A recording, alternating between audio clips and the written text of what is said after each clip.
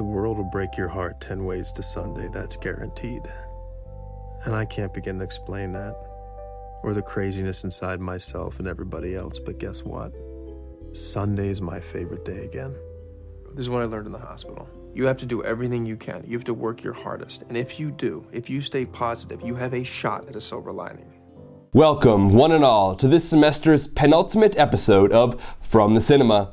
I'm your super swell host, Alex Dotson. This week's episode covers both this weekend's and next weekend's movies. I'm doing this in order for our final episode to solely cover what's come out so far this year and to take a look ahead at what's in store for us this summer. So, without further ado, let's talk about the movies you're going to be watching for free. This weekend, David O. Russell's bipolar, depressing, football dancing comedy, Silver Linings Playbook, will be playing. Next weekend, Jonathan Levine's zombie romantic comedy, Warm Bodies, will close out the year for the JC Cinema.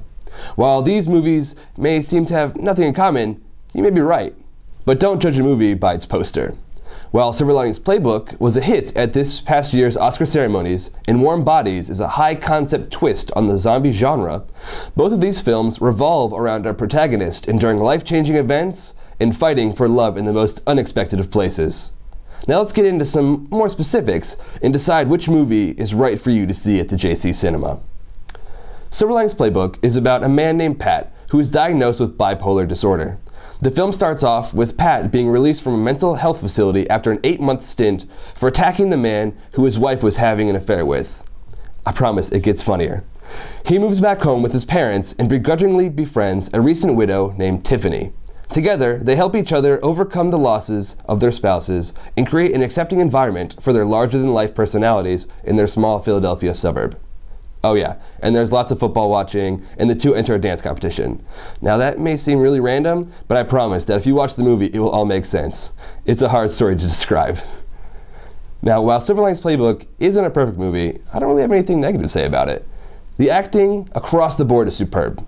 Bradley Cooper gives the performance of his career as Pat, perfectly balancing the seriousness of bipolar disorder and the extremely funny situations that can inevitably come from it. And by no way are these jokes delivered in a darkly comedic style. While some of the subject matter is pretty mature, there's nothing lowbrow about this production. The same can be said about Jennifer Lawrence's turn as the depressed and recently widowed Tiffany. Somehow, Russell managed to put the funnies out of a very unfunny subject.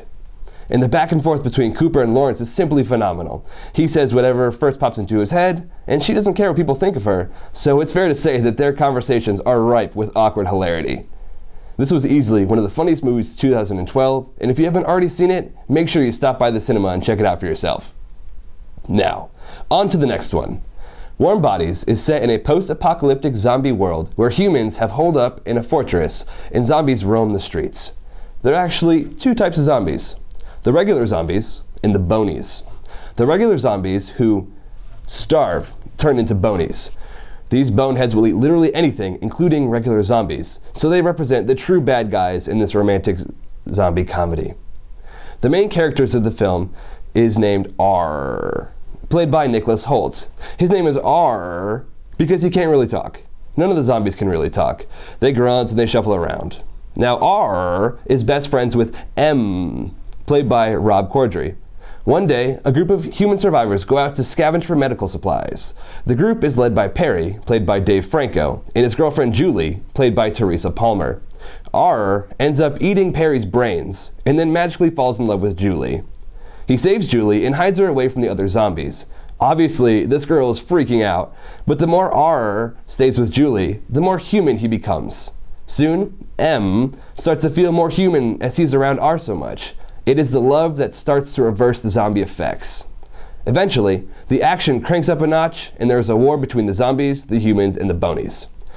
I won't spoil the outcome, but it's pretty heartwarming. Now, I know what most of you are thinking. This is complete insanity. Well, it is a little. But it's also an original take on the zombie genre that provides a barrel full of laughs and some genuine emotions. This is the surprise hit of 2013 so far. It was well received by critics, with particular praise for the beginning of the film's use of predominantly physical comedy and clever voiceover narrations for R's thoughts. If you're going to go out on a limb and see a movie you were hesitant about seeing, this is me pushing you off that limb and into the theater. This movie is hilarious and cannot be missed. So that's going to do it for me. Be sure to check out the Office of Student Involvement's new website for movie times during this hectic finals time. Take a break from studying and go enjoy some laughs with both of these movies at the JC Cinema. Also, be sure to check out next week's episode, where I will be wrapping up the movies of this past semester and previewing the upcoming summer release slate. Until then, my beautiful fans, have a great night.